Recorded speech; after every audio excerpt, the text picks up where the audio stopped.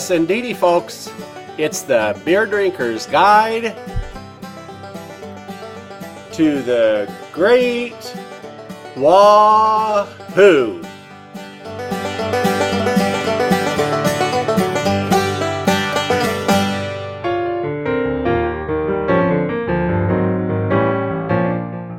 It's time to drive Steens Mountain. Good old Oregon. It's known for the Willamette Valley and the coast. But out here on the eastern side of Oregon, there's a big hole that I always thought was just filled with desert. Lordy, was I ever wrong about that. There's some great country just waiting for a little 1 or 2 or 3 day drive right in our back door. A good excuse to go adventuring in this country is driving to the top of Steens Mountain.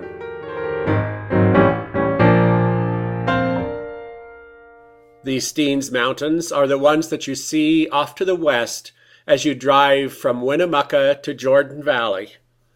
Getting to the top of Steens Mountain itself can be rather difficult because of snow.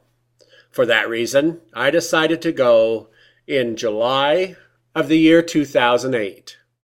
We'll go exploring the very tippy top of Steens Mountain during our adventures, and from there we'll go south, looking around the deserts south of that area, and over to Alturas, California, back through the deserts of northern Nevada, and then the deserts on the east side of the Steens Mountain.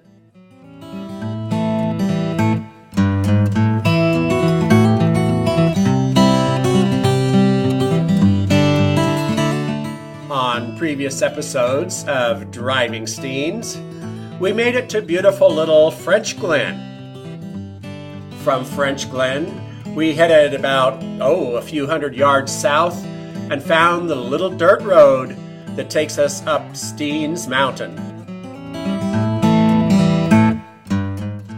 I was getting more and more eager to get to the top of Steens Mountain. However, there were beautiful wildflowers that distracted us on this portion of the dirt road. And just about the time I was driving across the back of the Steens Mountain Ridge itself, I had to pull over and see a place called Kigger Gorge, which I ended up being really glad I did. Finally, I got back on the road, was ready to get to the top of the hill, but last week we were once again distracted by this spot where there was a chance to go up to the east rim and take a look down 1 mile below us to the Alvord Desert. We'll be seeing more of that today, and we enjoyed looking at it last week. But for now, we're so close to the top, only 2.5 miles. So let's get on down the road and check out the top of Steens Mountain. The 2.5 mile drive on up to the top of Steens Mountain is as pleasant as all the other drives have been going up this road. And off to the right, we see the eastern edge of Big Indian Canyon coming up to meet the road. We'll be seeing more of Big Indian Canyon, but for now, we're headed to the top of the hill.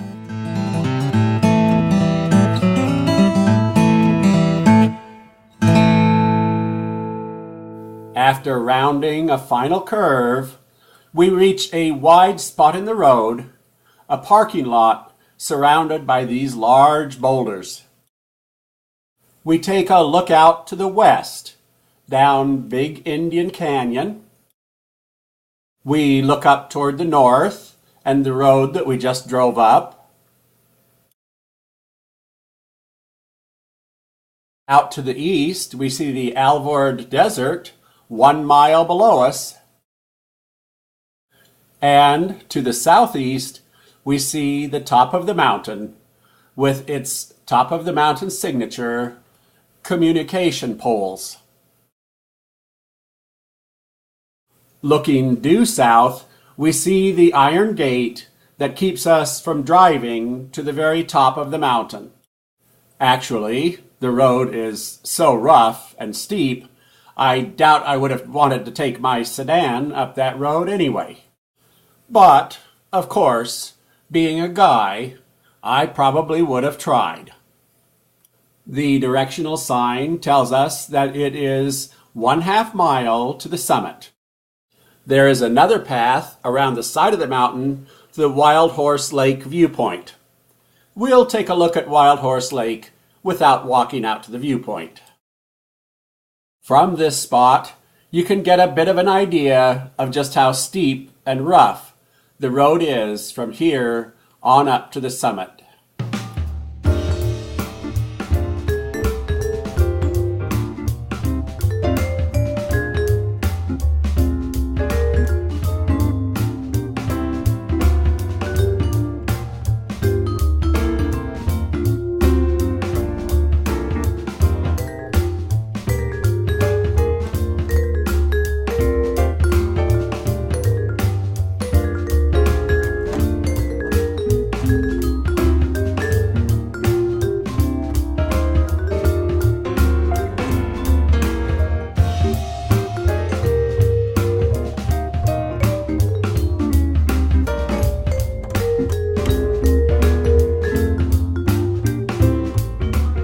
About a third of the way to the top of the summit, we come across this little interpretive sign, which overlooks Wild Horse Lake.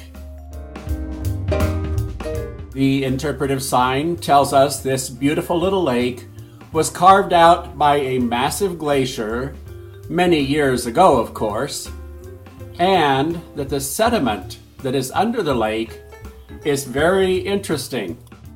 For 10,000 years, pollens have been gathering in the mud and the volcanic ash that have been settled into this undisturbed lake high in the mountains.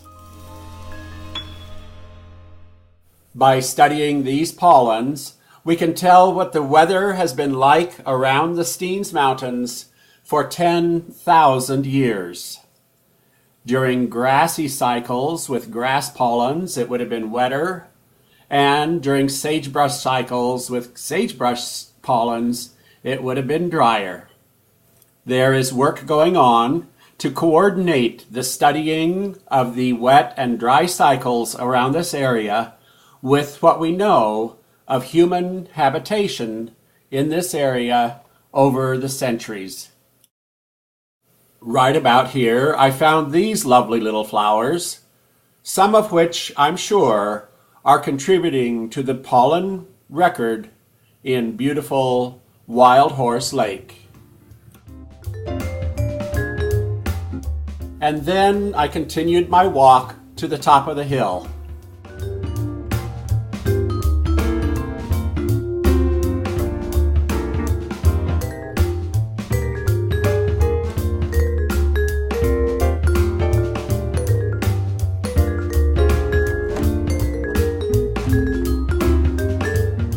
This is looking south and a little bit west, down the gully that comes up to Wild Horse Lake.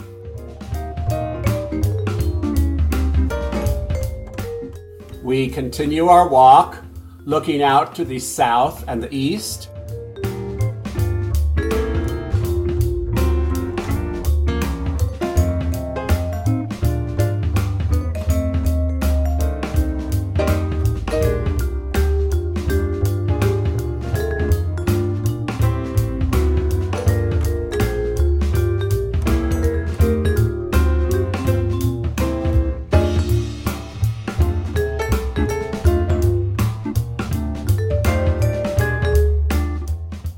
We get to where we are approaching the very top of the mountain.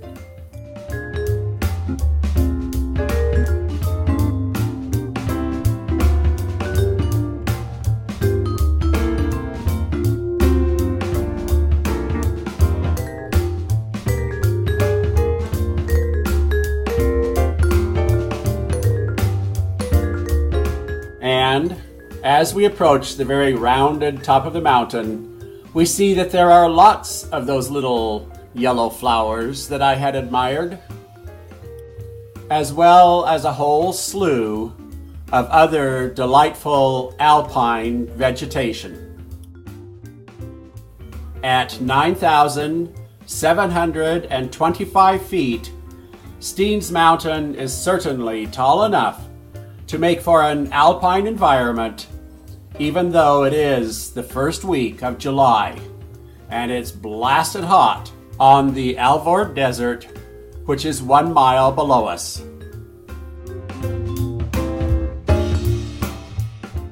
Just to get a feel for how high Steens Mountain is, Steens is 9,750 feet. Schaefer Butte, behind Boise, is 7,572 feet. And Mount Bora, the tallest point in Idaho, is 12,655 feet.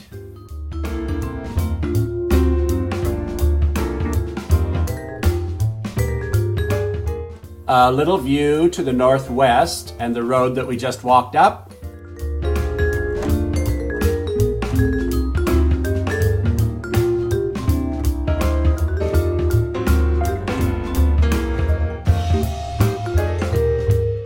View to the northeast. This is the desert area that is north of the Alvord Desert, looking off toward, let's say, Burns Junction over on the right-hand side of this photo. To the east, over the Alvord Desert, out there somewhere is the road between Burns Junction and Winnemucca.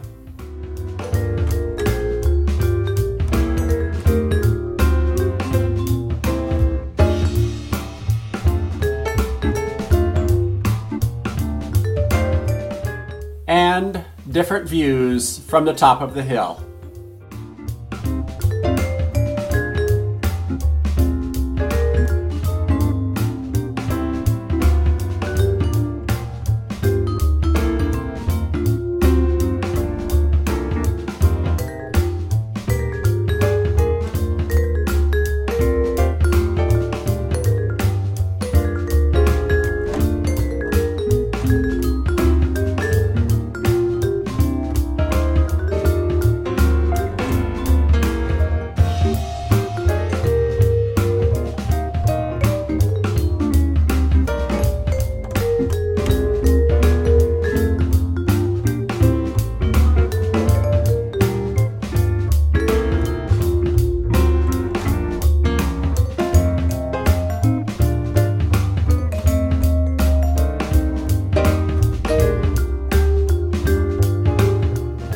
In case you get lost, there is this very helpful sign.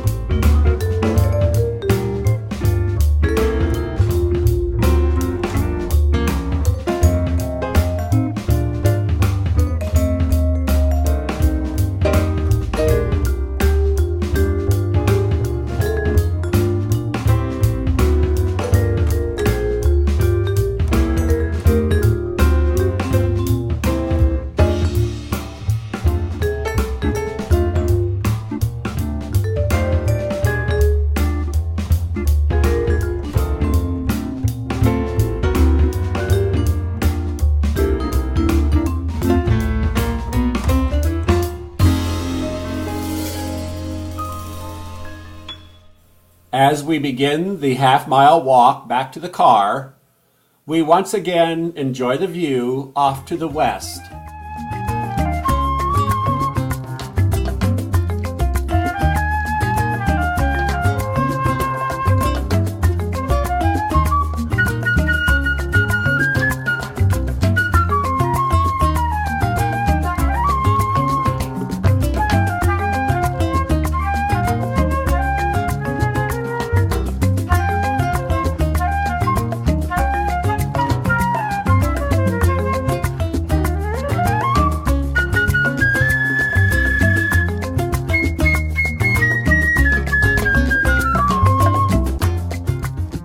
Here we approach the interpretive sign for Wild Horse Lake, coming from the other direction.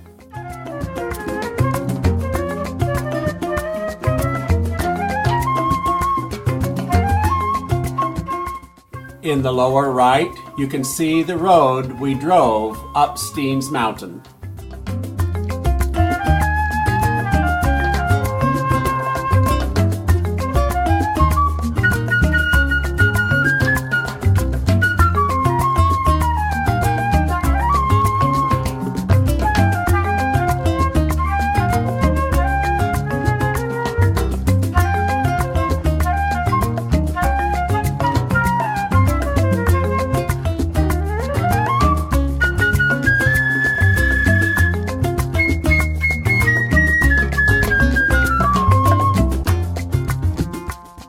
As we get closer to the parking lot, the road that we're walking on and the road that we drove up begin to intermix.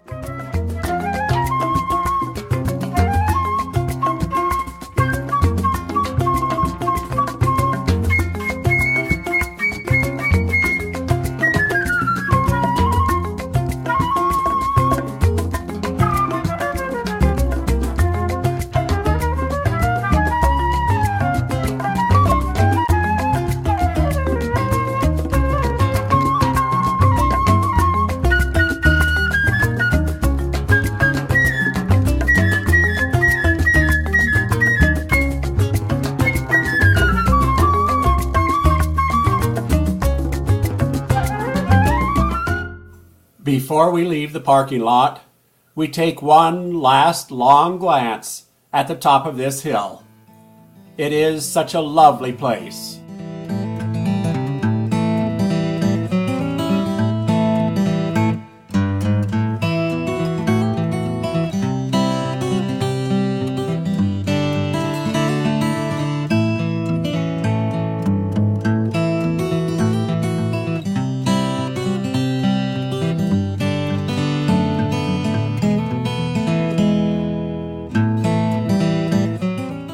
Back at Big Indian Canyon, I did notice off in the far distance, a very interesting feature. We're going to be using the zoom lens to look way out at this far ridge. Of course, with zoom lenses being held by hand, it is possible to lose a few features. But I think you'll be able to see in this shot, right along the top of that far ridge, there is a road. And that road, my friends, is the road we will be driving when we go down from Steens Mountain. Well, I was looking forward to getting to the top of Steens Mountain, and I enjoyed it immensely. I must admit, I was just as much looking forward to the drive down this northern slope of Big Indian Canyon. The road is very, very seriously marked as a rough road, and we can't wait to see just how well we do getting down that 4-mile stretch that not only is the sign warning us about, but every car we pass has had something to say about it. Just so that you have fair warning, please note that where we were looking at the far ridge with the little road scratched out along the top of it is part of the 4-mile stretch that they call the Rooster Comb area. And they warn you not to go over it if you're pulling trailers or if you have a low clearance vehicle. However, that little road that we saw scratched along the top of the mountain is not the rough part of the Rooster Comb area. No. The rough part is around back where we cannot see yet. We'll be going on that little adventure, driving down to Blitzen Crossing, next time on Driving Steens.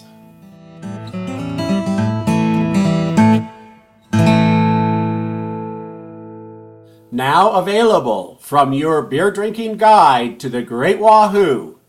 You can get DVD movies made up from different stories that have been shown here on the Great Wahoo. So far, there are 4 different DVDs with 7 different movies. You can check out the world's 2 greatest river floods, both of which happened right here in Idaho. If that seems like a tall order to fulfill, there is a short 11-minute movie that looks into the claims that these are the biggest floods that have ever happened in the geologic history of the Earth. Another DVD looks at driving around the Albions and through the City of Rocks, as well as having a movie on the Boise-Kelton stage. This stage was pulled by galloping horses night and day for 40 hours. It was quick, but can you imagine being behind galloping horses with all of the dust and being thrown around on a rough ride for 40 hours? Egad! Of Pooh You and the Great Wahoo is a 1.5-hour movie that gives an extensive look at how we turn sewage into river water.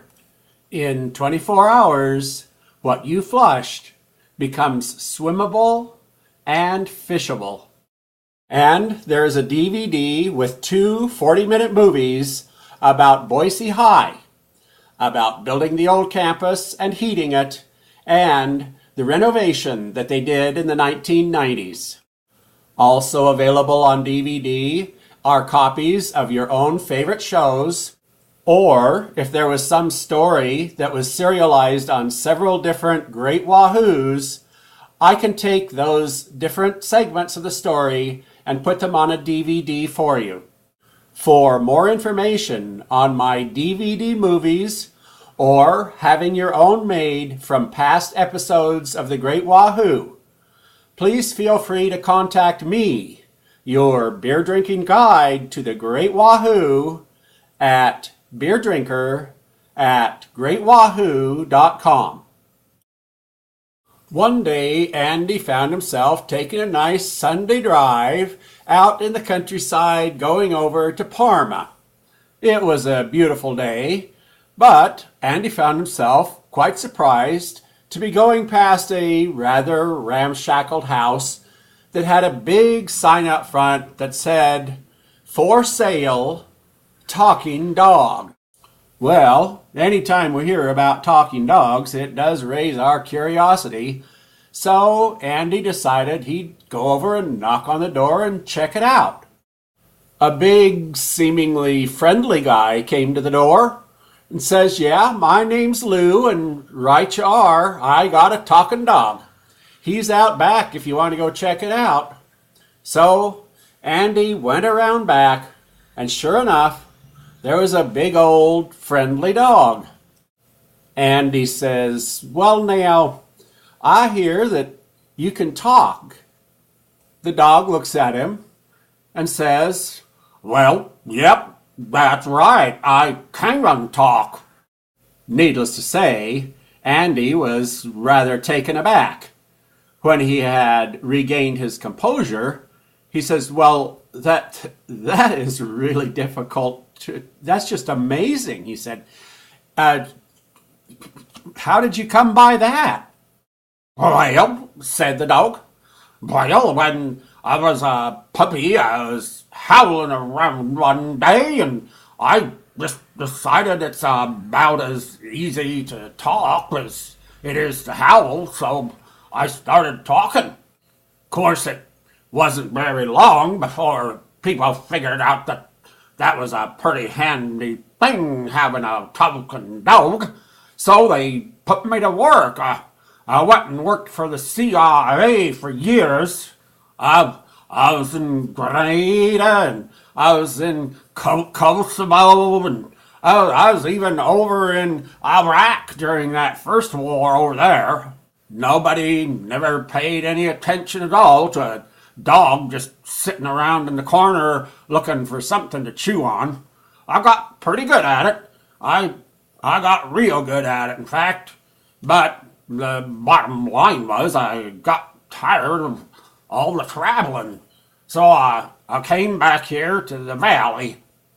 It turns out the farm next door had a pretty attractive female dog, and I jumped the fence a few times and raised up a couple litters of pups and was working out at the airport there for a long time. Boy, you'd be surprised at the things that people say when they just think there's a dog standing around not paying any attention to what they're talking about. But I got too old even for that, and so I'm just retired now, just kicking back and enjoying the good life. Needless to say, Andy was just downright flabbergasted. He couldn't believe anybody would want to sell such a dog.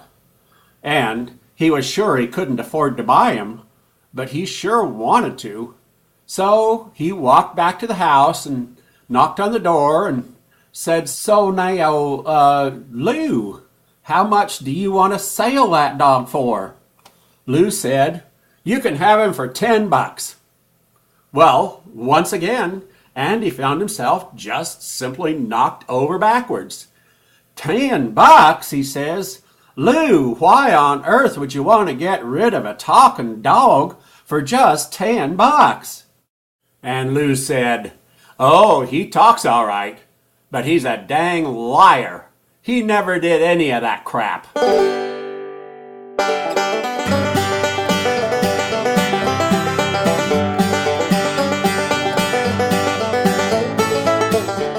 And that's this week's Beer Drinker's Guide to the Great Wahoo.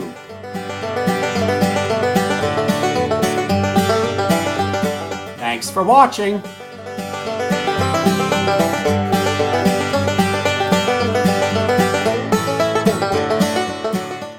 Hope to see you next week.